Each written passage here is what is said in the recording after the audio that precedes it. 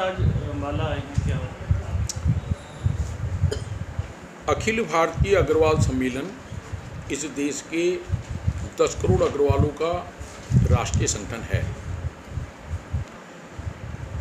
अभी 2 महीने पहले हमारा राष्ट्रीय चुनाव हुआ। पूरे देश के लोगों ने हमारी राष्ट्रीय टीम को निर्विरोध चुना और ये निर्णय हुआ कि हम सब पूरे प्रदेश में और पूरे ज़िलों में सम्मेलन की जो टीम बनी हुई है उसका पुनर्गठन करें। तो अम्बाला शहर में भी हमने पुनर्गठन किया है। उसी के निमित्त आज हम पहुँचे हैं। अम्बाला ज़िले का अध्यक्ष के नाते भाई रोहित जी हमारे सीए साहब, इनको अध्यक्ष का नया भार दिया है। युवा सम्मेलन के जिला अध्यक्ष के नाते भाई मुकेश जी आपको युवा का भार दिया है और महिला सम्मेलन नाते बहन बीनू जी हमारी बैठी हैं, इनको जिला अध्यक्ष बनाया है। और हमारी प्रदेश की टीम में भाई रितेश जी गोयल को हमने प्रदेश का वरिष्ठ उपाध्यक्ष के नाते जिम्मेदारी दी है।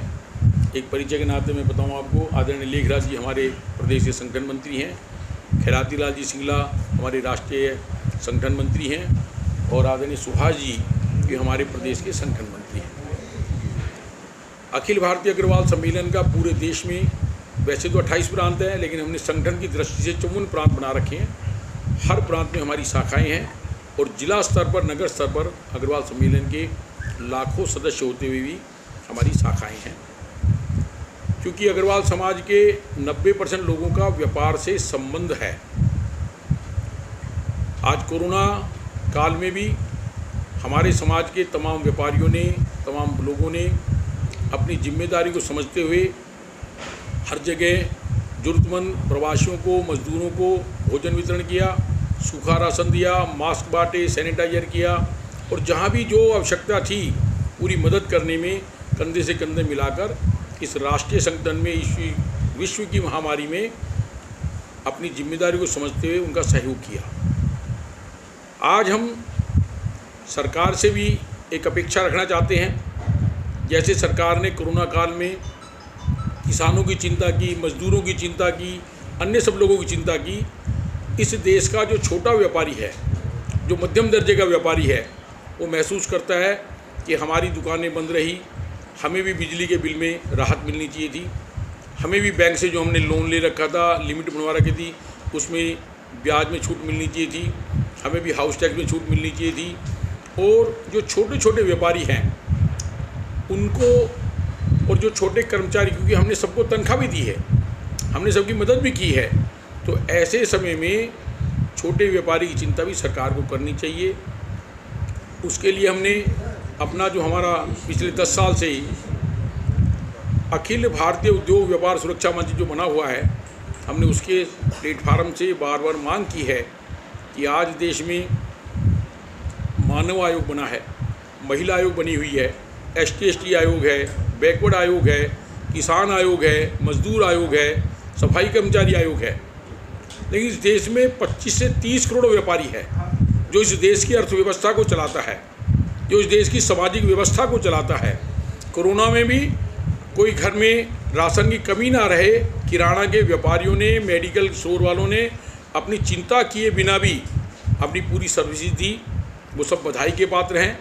उनको भी कोरोना योद्धा के रूप में सरकार को घोषित करना चाहिए और केंद्र में, राज्य में व्यापारियों के हितों की रक्षा करने के लिए व्यापारी कल्याण आयोग का गठन तुरंत होना चाहिए, ताकि इस देश का व्यापारी खुशहाल होगा तो हमारा रेवेन्यू बढ़ेगा। हमारी साथ में मांग है कि व्यापारी जो GST इकट्ठा करके देता है, ये टैक्स वस्तु के ऊपर है, हम टैक्स कलेक्टर हैं, वस्तु उपभोक्ता खरीदता है, हम तो कंपटीशन में माल बेचते हैं। टैक्स की अगर कहीं फ़ायदा होता है तो उपभोक्ता को होता है, बदनाम व्यापारी होता है। इसलिए इस देश के व्यापारी को टैक्स कलेक्टर का दर्जा मिलना चाहिए।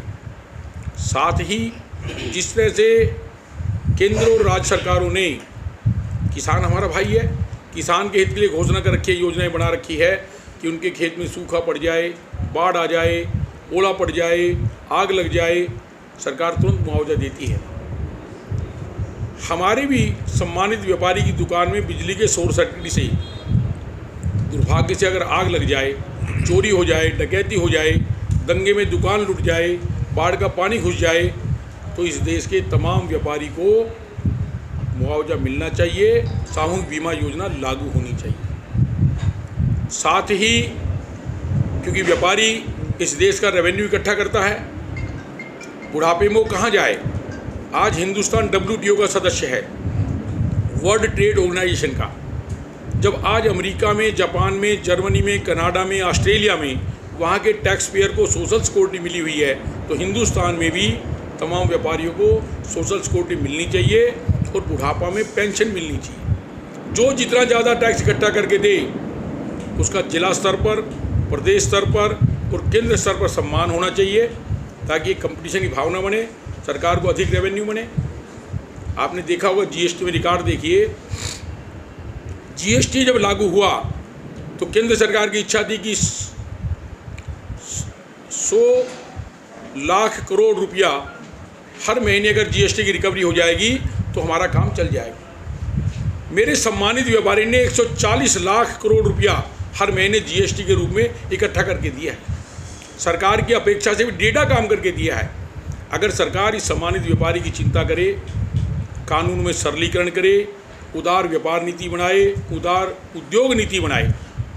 अभी जैसे हरियाणा में एक विषय आया कि हरियाणा के स्थानीय 75% लोगों को प्राइवेट उद्योगों में रोजगार मिलना चाहिए।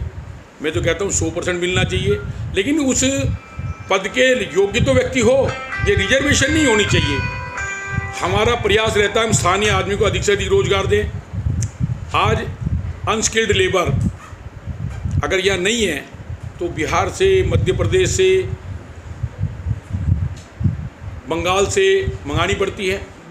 ऐसे में इस तरह की रिजर्वेशन करना उचित नहीं है।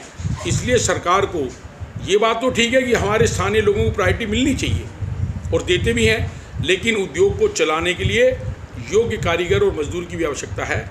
इसलिए केवल राजनीतिक लाभ के लिए इस तरह की घोषणाएं नहीं होनी चाहिए, इस पर पुनर्विचार होना चाहिए और उद्योगों को बढ़ावा मिले इस तरह की नीति अपने को लागू करनी चाहिए।